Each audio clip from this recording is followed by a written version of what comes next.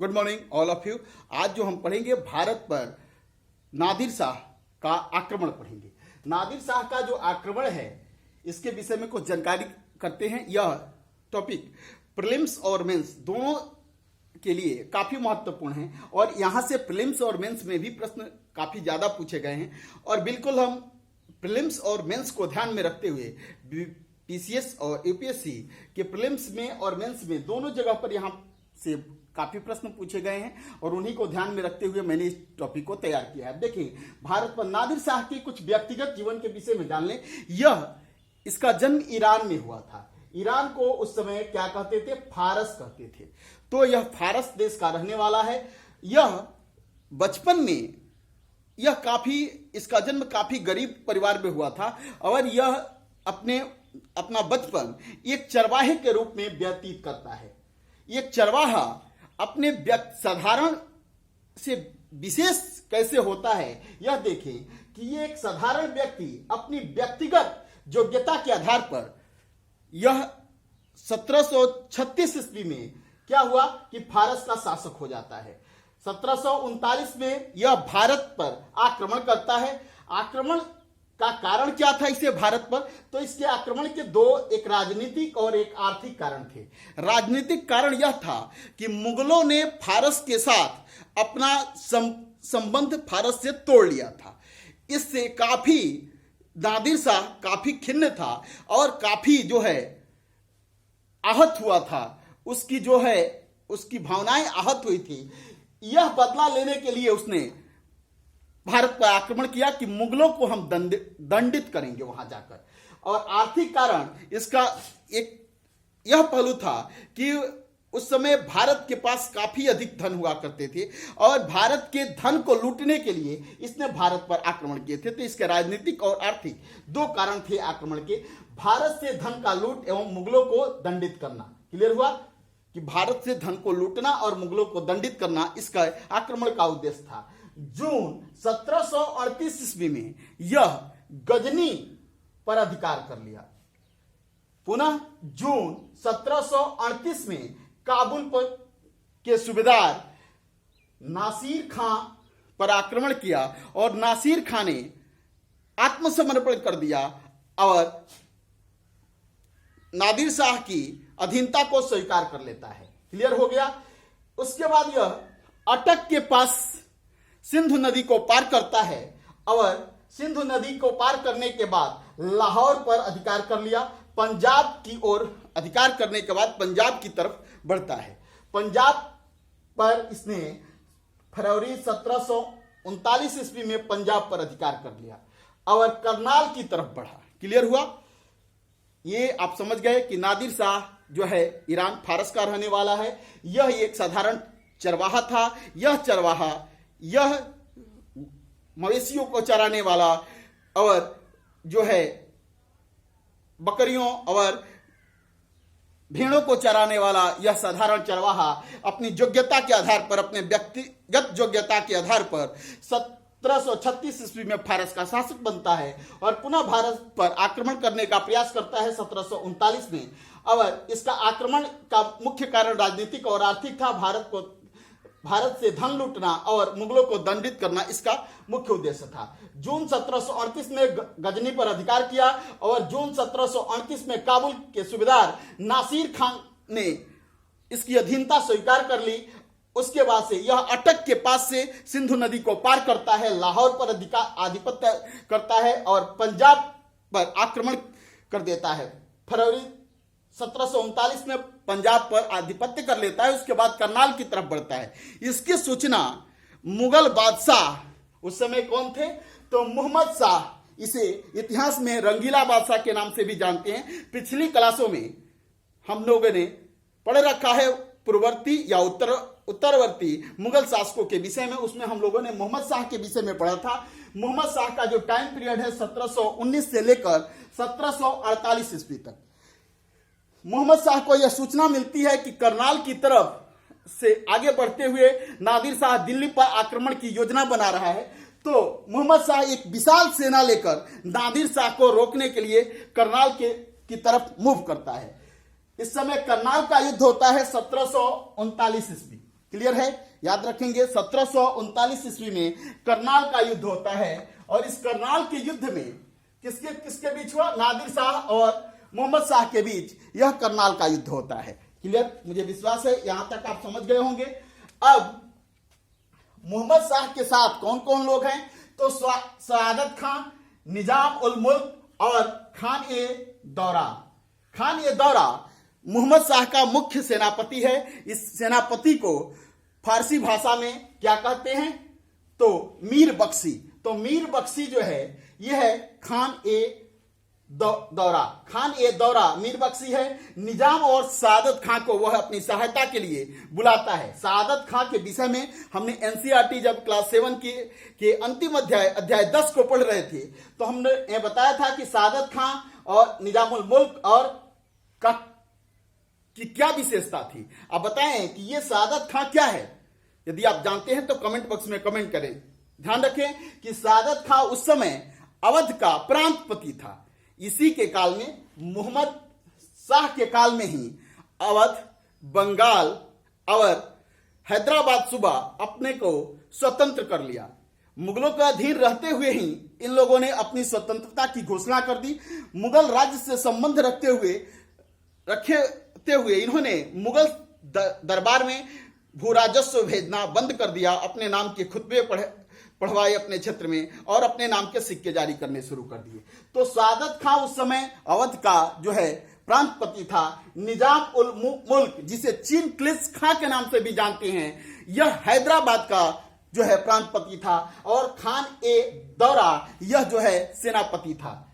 अब देखें कि सआदत खां मोहम्मद शाह बंदी बना लिए गए। सआदत खां और मोहम्मद शाह और सआदत खां बंदी बना लिए गए। अब मात्र 3 घंटे युद्ध हुआ, करनाल का युद्ध। इस युद्ध में जो है नादिर शाह ने सआदत खां और मोहम्मद शाह को बंदी बना लिया। निजाम के प्रयासों से, निजामुद्दीन और निजाम उल मुल्क के प्रयासों से निजाम उल मुल्क अपने आप को इस बंदी से अलग रखा और निजाम के प्रयासों से, यानी निजाम उल मुल्क के प्रयासों से मोहम्मद शाह और नादिर शाह के बीच समझौता हो गया। अब देखें कि निजाम उल मुल्क के प्रयासों से जो हैदराबाद का प्रांतपति था, इसे यह अपनी चालाकी से अपने आप को जो है इस युद्ध से अलग दिखाने का प्रयास किया नादिर शाह को, और नादिर शाह ने इसे बंदी नहीं बनाया। केवल अवध के प्रांतपति सआदत खां और निजाम और मोहम्मद शाह रंगीला मुगल बादशाह को बंदी बना लिया और इस युद्ध में खान ए दौरा मारा गया। इस युद्ध में सेनापति खान ए दौरा मारा गया। सआदत खां और मोहम्मद शाह बंदी बना लिए गए। निजाम उल मुल्क के प्रयासों से मोहम्मद शाह और नादिर शाह के बीच समझौता हुआ और नादिर शाह ने मोहम्मद शाह को बंदी गृह से मुक्त कर दिया। क्लियर हुआ? इसके बाद निजाम को मीर बख्शी बना दिया मोहम्मद शाह ने निजाम उल मुल्क को क्या बना दिया? मीर बख्शी। उस समय मुख्य सेनापति, कमांडर इन चीफ ये होते थे, जिसे हम मीर बख्शी कहते थे। मीर बख्शी का पद उस समय काफी महत्वपूर्ण हुआ करता था। तो मीर बख्शी के पद पर किसे नियुक्त कर दिया? निजाम उल मुल्क को किसने नियुक्त किया? तो मोहम्मद शाह ने निजाम उल मुल्क को मीर बख्शी बना दिया, यानी कमांडर ऑफ चीफ बना दिया। अब यह बात सआदत खां को पता चली। सआदत खां उस समय बंदी गृह में था। यह भी काफी महत्वाकांक्षी है और यह चाहता है कि इस विशेष पद को मुझे दिया जाए। जब इसे यह पोस्ट मीर बख्शी का पद नहीं प्राप्त होता है तो इसके अंदर अपनी महत्वाकांक्षा हिलोरा मारने लगती है और यह सोचता है कि किस तरह से षड्यंत्र करूं कि मोहम्मद शाह जो है काफी इस षड्यंत्रों में उलझ जाए। इसलिए उसने जेल में बंदी गृह में रहते हुए ही नादिर शाह से मुलाकात की और नादिर शाह से कहा कि देखिए, आपने इस करनाल विजय में तो बहुत सारे धन प्राप्त किए, लाखों की की मात्रा में आपने धन प्राप्त किया। लेकिन आप यदि सोचते हैं तो इस 20 लाख से भी अधिक धन, 20 करोड़ तक का धन आप यदि दिल्ली पर आक्रमण करते हैं तो मिलेगा। इस आक्रमण को कौन प्रेरित करता है नादिर शाह को दिल्ली पर आक्रमण करने के लिए? तो सआदत खां। ये सआदत खां कौन है? तो अवध का प्रांतपति है। उस समय नादिर शाह के बंदी गृह में पड़ा हुआ है। इसकी जो है सलाह नादिर शाह को काफी अच्छी लगी और इसे बंदी गृह से मुक्त करता है और वह पुनः दिल्ली की तरफ कूच करता है। क्लियर हुआ? करनाल के युद्ध का परिणाम क्या हुआ कि नादिर शाह ने मोहम्मद शाह को परास्त किया, सआदत खां और मोहम्मद शाह को बंदी गृह में बंदी बना लिया और निजाम उल मुल्क, हैदराबाद के प्रांतपति निजाम उल मुल्क के प्रयासों से मुगल बादशाह मोहम्मद शाह को नादिर शाह बंदी गृह से मुक्त करता है। पुनः क्या करता है कि इसका सेनापति, किसका? मुगल बादशाह मोहम्मद शाह का सेनापति खाने दौरा मारा गया है इस युद्ध में। इसलिए निजाम उल मुल्क को मोहम्मद शाह मीर बख्शी बना देता है। मीर बख्शी का पोस्ट काफी ताकतवर और प्रतिष्ठित पोस्ट था। इस पोस्ट को प्राप्त करने की इच्छा, महत्वाकांक्षा सआदत खां के अंदर भी है। सआदत खां उस समय नादिर शाह के बंदी गृह में है और वह नादिर शाह से मुलाकात करता है और कहता है कि आपने जो भी धन प्राप्त किए हैं इससे कई गुना धन, आपने अभी 20 लाख सोच रखा है धन प्राप्त करना, यदि आप दिल्ली पर आक्रमण करते हैं तो आपको 20 करोड़ धन की प्राप्ति होगी। अब नादिर शाह का मुख्य उद्देश्य यहां से धन लूटना ही है, तो इस कि ये प्रस्तावना से वो काफी प्रभावित होता है और दिल्ली की तरफ कूच करता है सआदत खां को बंदी गृह से मुक्त करके। अब देखें कि मार्च 1739 ईस्वी में दिल्ली पर नादिर शाह आक्रमण करता है और दिल्ली पर आधिपत्य कर लेता है और मुगल बादशाह को गद्दी से हटा देता है और दिल्ली का शासक वह बन जाता है और अपने नाम के खुतबे पढ़वाता और अपने नाम से सिक्के जारी करता है। 57 दिनों तक दिल्ली पर जो नादिर शाह का शासन रहता है। इसी बीच एक अफवाह फैलती है कि नादिर शाह की हत्या हो गई, मृत्यु हो गई। इस घटना से भारतीय सैनिक, यानी जो सैनिक मोहम्मद शाह के समर्थक थे, उन्होंने कत्लेआम मचा दिया दिल्ली में और 700 सैनिक नादिर शाह के मारे गए। जब नादिर शाह के 700 सैनिक मारे गए तो नादिर शाह काफी गुस्से में आया और एक फरमान, आदेश जारी किया कि दिल्ली शहर में कत्लेआम किया जाए। कत्लेआम, एक प्रकाष्ठा पर कत्लेआम को पहुंचा दिया जाए। इसके फरमान को सुनते ही लगभग 30,000 लोगों का कत्लेआम हुआ दिल्ली में। किसके कहने पर? नादिर शाह के आदेशों पर। पुनः मोहम्मद शाह रंगीला, मुगल बादशाह जिसे हम कहते हैं, इसने नादिर शाह से करबद्ध प्रार्थना किया कि आप इस कत्लेआम को रोक दीजिए, अपने इस फरमान को वापस ले लीजिए। नादिर शाह मोहम्मद शाह रंगीला की प्रस्ताव को मानता है और इस अपने कत्लेआम के फरमान को वापस ले लेता है, दिल्ली में कत्लेआम को बंद करा देता है। इसके बाद वह अफराफली 700 सैनिक मारे गए, 3000 लोग मारे गए, दिल्ली के 3000 लोग मारे गए। मोहम्मद शाह के कहने पर हत्या बंद करवा दिया। पुनः मोहम्मद शाह को, उसके बाद पुनः मोहम्मद शाह को मुगल बादशाह बना देता है, दिल्ली का सम्राट बनाता है, मुगल सम्राट को दिल्ली का सम्राट घोषित करता है और यह फारस चला जाता है। अब देखें, जब यह फारस जाता है तो भारत से किन किन चीजों को ले जाता है, ये देखें कि भारत से क्या क्या ले गया यह। तो यह भारत से 30 करोड़ रुपया नगद लेकर जाता है।